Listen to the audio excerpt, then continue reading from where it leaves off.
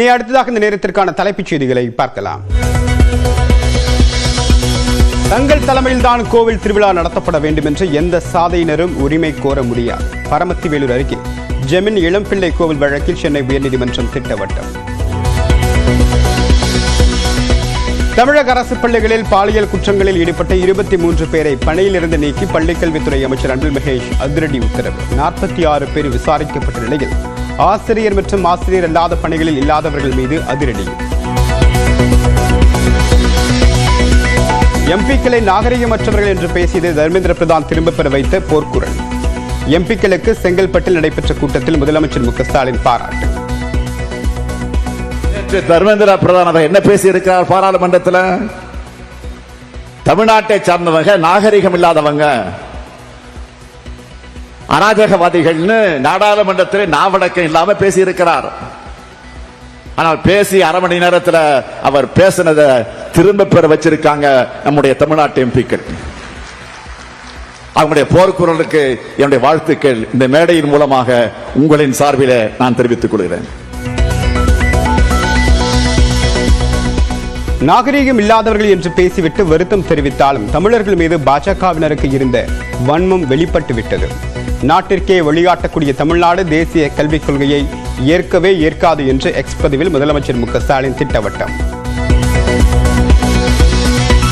காஞ்சிபுரத்தில் பிரபல ரவுடி வசூல் ராஜா நாட்டு வெடிகுண்டு வீசி கொலை. வீட்டின் அருகிலேயே 5 பேர் கொண்ட கும்பல் கத்தி மற்றும் அரிவாளால் வெட்டியும் கொன்றுவிட்டு தப்பி ஓட்டம்.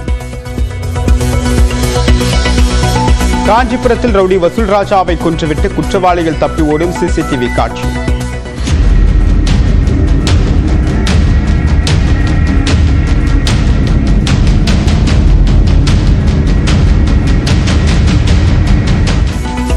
மாவட்ட கண்காணிப்பாளர் சண்முகம் சம்பவ இடத்தில் நேரில் ஆய்வு. வேங்கைவயல் குடிநீர் தொட்டியில் மலம் கலந்த வழக்கில் குற்றம் சாட்டப்பட்ட காவலர் முரளி ராஜா உட்பட 3 பேருக்கு ஜாமீன். புதுக்கோட்டை உரிமையியல் நீதிமன்ற உத்தரவுப்படி 3 பேரும் தலா 2 ஜாமீன்தாரர்களை நிறுத்தியதால் பிணையில் விடுவிக்க முடிவு. சமூக நலத்துறையிலிருந்து பிரித்து மகளிர் மேம்பாட்டுக்கென்று தனித்துறையை உருவாக்க வேண்டும். தமிழக அரசுக்கு சென்னை உயர்நீதிமன்றம் பரிந்துரை. கன்னியாகுமரி, திருநெல்வேலி, தென்காசி, தூத்துக்குடி மாவட்டங்களில் இன்று மிக கனமழைக்கு வாய்ப்பு. தஞ்சாவூர், திருவாரூர், விருதுநகர், ராமநாதபுரம் உட்பட 8 மாவட்டங்களில் கனமழை பெய்யும் என்றும் கணிப்பு. தூத்துக்குடியில் தேங்கிய நீரில் விழுந்து தத்தளித்த 3 வயது குழந்தை அருகே இருந்தவர் ஓடிச் சென்று பத்திரமாக மீட்ட காட்சி.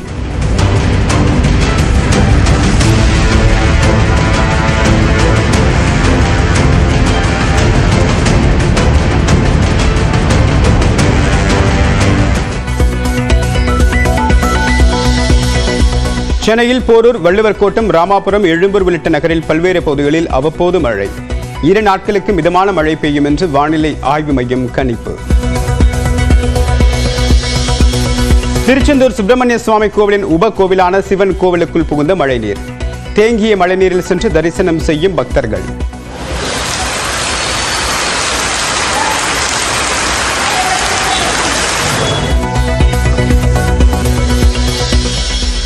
கள்ளக்குறிச்சி மாவட்டம் உளுந்தூர்பேட்டையில் மின்னல் தாக்கி 2 உயிரிழப்பு. மழைக்காக மரத்தின் கீழ் ஒதுங்கிய ஓய்வு பெற்ற தலைமை காவலர் உட்பட 2 பலி, 1 படுகாயம்.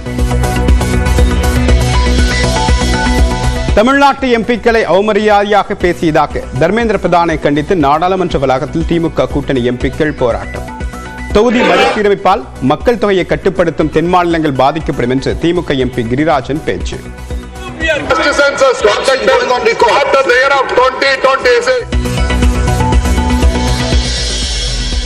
2 நாள் பயணமாக மொரீஷியஸ் சென்றடைந்த பிரதமர் நரேந்திர மோடிக்கு உற்சாக வரவேற்பு. தேசிய தின விழாவில் நாளை பங்கேற்கிறார்.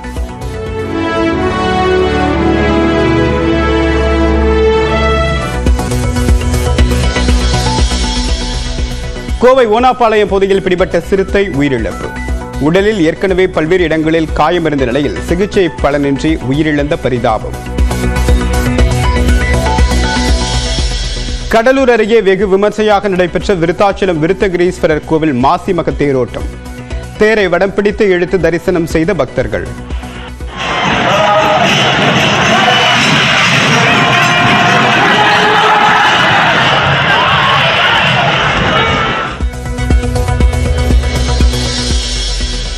எந்திரன் பட விவகாரத்தில் இயக்குநர் சங்கரின் சொத்துக்களை முடக்கிய நடவடிக்கைக்கு இடைக்கால தடை.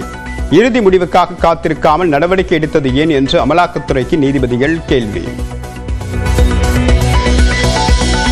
வாரணாசியில் உடல்களை எரித்த சாம்பலை தூவி ஹோலி பண்டிகை கொண்டாடிய அகோரிகள். சிவபிரானை வழிபட்ட பிறகு உற்சாக கொண்டாட்டம்.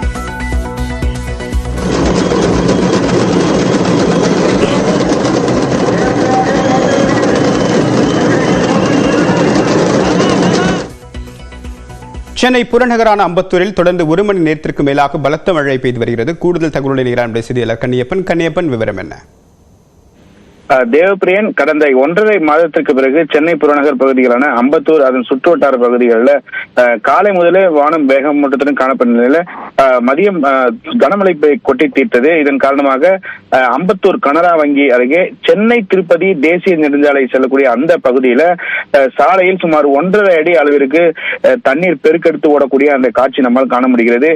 மேலும் புறநகர் பகுதியான வில்லிவாக்கம், ஆவடி, அம்பத்தூர், பாடி, திருமங்கலம், கொளத்தூர், முகப்பேர், அயப்பாக்கம் சுற்றுவட்டார பகுதிகளும் கடந்த 1 மணி நேரமாக இந்த பகுதியில கனமழை கொட்டி தீர்த்து வெயிலின் தாக்கத்தால் கடந்த மாதம் முழுவதும் 100 டிகிரிக்கு மேல் வெயில் வாட்டி வதைத்த நிலையில் தற்போது ஒரு குளிர்ச்சியான சூழல் என்பது நிலவி வருகிறது. தேவப்பிரியன், குறிப்பாக இந்த ஒவ்வொரு மழைக்கும் அந்த அம்பத்தூர் டிஐ தொழிற்சாலை அங்கிருந்து அந்த வழியாக வரக்கூடிய மழை நீரானது கனரா வங்கி மற்றும் அதன் வழியாக அம்பத்தூர் காவல் நிலையம் வரை இருக்கக்கூடிய அந்த சாலையில் ஒவ்வொரு மலைக்கும் சுமார் 1 அடி அளவிற்கான மழை நீர் பெருக்கெடுத்து ஓடுவதால் வாகன ஓட்டிகள் கடும் மின்னலுக்கு ஆளாகினர். மேலும் சேரி கலந்த கருமை நிறத்தில் தண்ணீர் வெளியாகி வாகன ஓட்டிகள் நடந்து செல்லும் பாதசாரிகள் எல்லாம் கடும் இன்னலுக்கு ஆளாகினர். தேவப்பிரியன், விரிவான தகவலுக்கு நன்றி கணியப்பன். அடுத்ததாக கொடைக்கானலில் விட்டுவிட்டு மழை பெய்து வரக்கூடிய நிலையில் பூம்பாறை மன்னவனூர் பிரதான சாலையின் குறுக்கே மரம் முறிந்து விழுந்திருப்பதால் போக்குவரத்து பாதிக்கப்பட்டுள்ளது. தகவல்களுடன் ஈரான் செய்தியாளர் ஜாஃபர் விவரம் என்ன? எந்தெந்த பகுதிகளுக்கு தற்போது போக்குவரத்து பாதிப்பு ஏற்பட்டிருக்கு?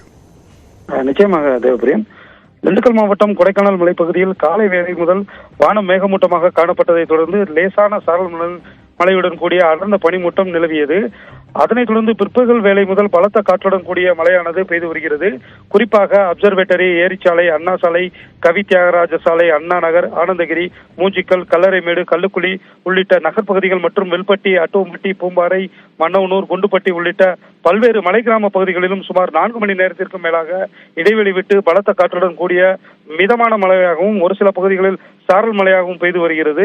இந்த நிலையில் பூம்பாறை மன்னவனூர் பிரதான மலைச்சாலையில் சாலையின் குறுக்கே மரம் ஒன்று முறிந்து விழுந்து போக்குவரத்து பாதிப்பு ஏற்பட்டது. இதனைத் தொடர்ந்து இந்த சாலையில் பயணம் மேற்கொண்ட வாகன ஓட்டுநர்கள் மற்றும் அப்பகுதியில் உள்ள வனத்துறையினர் இணைந்து மரத்தை வெட்டி அப்புறப்படுத்தி சுமார் அரை மணி நேரத்திற்கு மேலாக போக்குவரத்தை சீர் செய்தனர். மழை தொடர்ந்து பெய்து வருவதால் மலைப்பகுதி முழுவதும் கடும் குளிர் நிலவி வருகிறது. குறிப்பாக குளிரை சமாளிக்க ஆங்காங்கே பொதுமக்கள் தீமூட்டி குளிர் காய்ந்து வரும் காட்சிகளை நம்மால் காண முடிகிறது. மேலும் கடந்த சில நாட்களாக மலைப்பகுதியில் எரிந்து வந்த காட்டுத்தீ முற்றிலும் அணையும் எனவும் எதிர்பார்க்கப்படுகின்றது. தேவப்பிரியன், விரிவான தகவலுக்கு நன்றி ஜாஃபர். கோவை நகர் மற்றும் புறநகர் பகுதிகளில் மழை பெய்து வருகிறது. கூடுதல் தகவலுடன் ஈரான் செய்தியாளர் குருசாமி விவரம் என எந்தெந்த பகுதியில் மழை பதிவாகியிருக்கு? தேவப்பிரியன், கோவையை பொறுத்தவரை கடந்த சில தினங்களாகவே கடுமையான வெயிலின் தாக்கம் இருந்து வந்தது.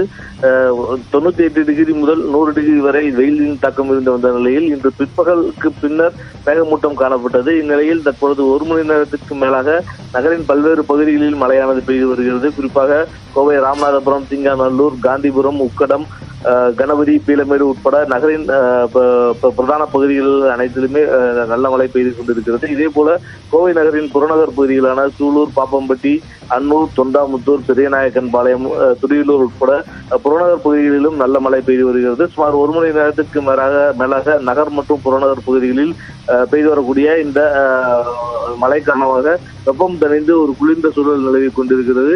நீண்ட நாட்களாக கடுமையான வெயில் அடித்து வந்த நிலையில் தற்பொழுது அந்த வெயிலின் தாக்கத்தை முழுமையாக இந்த மழையானது தணித்திருக்கிறது. அதே வகையில் தொடர்ச்சியாக 1 மணி நேரத்திற்கு மேலாக மழை பெய்து வருவதன் காரணமாக நகரின் ஒரு சில இடங்களில் தாழ்வான பகுதிகளில் ஆங்காங்கே தண்ணீர் தேங்கி இருப்பதன் காரணமாக போக்குவரத்து நெரிசலும் ஏற்பட்டிருக்கிறது. இந்நிலையில் அந்த போக்குவரத்து நெரிசல்களை உடனுக்குடன் சரி செய்வதற்கான பணிகளில் காவல்துறையினரும் ஈடுபட்டிருக்கிறார்கள். தொடர்ச்சியான மழை காரணமாக ஒரு குளிர்ந்த சூழல் நிலவி கொண்டிருக்கிறது. விரிவான தகவலுக்கு நன்றி குருசாமி.